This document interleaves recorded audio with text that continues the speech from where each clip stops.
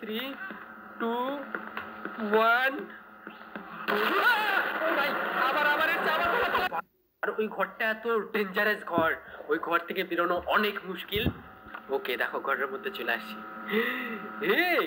এই গেম আমার sound detect করে, দেখো বাম সাইডে আমি কথা বলছি আর দেখো সাউন্ড আপ ডাউন হচ্ছে। বা তার মানে এই ভূত আমার গলা শুনতে পাবে, খুব ভালো কথা। আমার মানে গলার সাউন্ড শুনে আমার কাছে আসতে পারবে এই ভূত।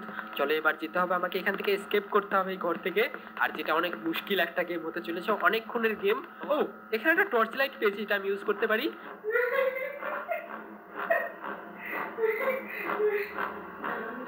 ব্যাকরুম আমার পুরো সব সময় নজর রাখছে যাতে আমি এই গেমটা ভালো করে খেলি আর তোমাদের দেখাই।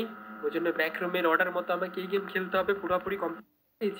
এখানে তো মনোর ছবি আঁকানো আছে, যেটা কোনো কাজের না। আর আমি জানি না এই গেম পার করতে পারবো কিনা, কিন্তু চেষ্টা করবো এই গেমটা পুরোপুরি খেলার। তো চলো শুরু করা যাক আজকের ব্যাকরুমস। অনেক মজা হতে চলেছে আজকেও, অনেক হরর একটা ফিল আসতে চলেছে। তোমরা হয়তো অনেকেই বলবে যে এত ঘন ঘন হরর গেম কেন খেলি, কিন্তু আমার ভালো লাগে খেলতে তাই খেলি। ঠিক আছে, আরো খেলবো হরর গেম। তোমরা অনেকে হরর গেম পছন্দ করো।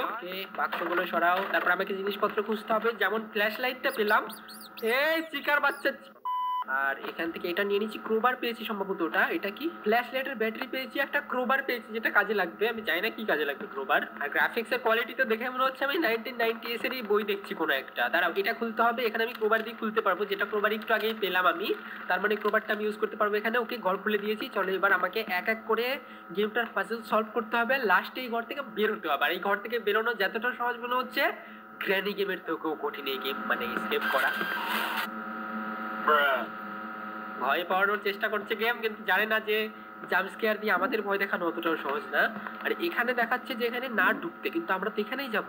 আচ্ছা, আমি এখানে লুকাতে পারি টেবিলের তলায়। যদি ব্যাকরুম চলে আসে তাহলে টেবিলের তলায় লুকাতে পারবো। এটা নর্মাল, আমরা সবাই জানি হরর গেমের মধ্যে এরকম থাকে। চলো এবার রক্ত মাখা গেটের মধ্যে প্রবেশ করে দেখা যাক যেখানে ডোরটা লক আছে, যেটার জন্য আমাকে কি খুঁজতে হবে। কি খোঁজা এমন কোনো ব্যাপার না। চলো কি খুঁজবো আমরা এখন। আর এই গেমে শোনাচ্ছে অনেক ভালো ভালো জাম্প স্কেয়ারও আছে। আমি এখনো পর্যন্ত কোনো জাম্প স্কেয়ার পাই। এই হ্যালো করবি না, এমনিতে আমার ভয় লাগছে। এখানে একটা গর্ত আছে যেটাতে আমি নিচে যেতে পারি। ওকে চলো, গর্ত দিয়ে ওই পারে গিয়ে দেখি আমি চাবি খুঁজে পাই কিনা। কেউ তো একটা গান গাচ্ছে সাইডে। ও রেডিও থেকে গান বাজছে ভাই। এটা কিসের ছবি? এটা ওই বাচ্চাটার ছবি যেটার চোখগুলো ভূতের মতো, কিন্তু এগুলো দেখে আমরা ভয় পাবো না। আমরা চাবি খুঁজবো। এ ভাই, রেডিও অফ করলাম আমি, একটু আগে রেডিও অফ করে দিয়েছিলাম। চুপ, রেডিও অফ করে দিয়েছি। রেডিও আর বাজবে না। যদি তাও বাজে তার মানে রেডিওটা খারাপ আছে, তার মানে এই না যে ভূত আছে।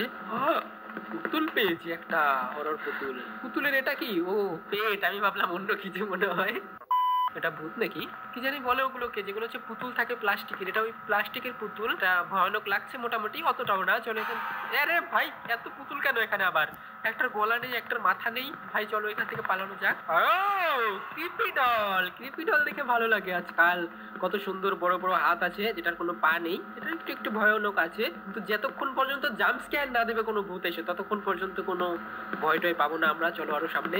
ওকে, কি পেয়েছি? কি ওই কিটা পেয়েছি যেটা দিয়ে দরজাটা খোলা যাবে আমার মনে হয়। চলো এই কিটা দিয়ে দরজাটা খোলা ট্রাই করা যাক, দেখি দরজাটা খুলতে পারি কিনা। আর আজকে আমি সিরিয়াসলি ওই স্বপ্নটা থেকে ভয় পেয়েছি, ওই জন্য আমি ঠিকঠাক কমেন্ট্রি করতে পারছি না। অনেক ভয় লাগছে আমার, যেহেতু আমার ব্যাক রুমের স্বপ্ন।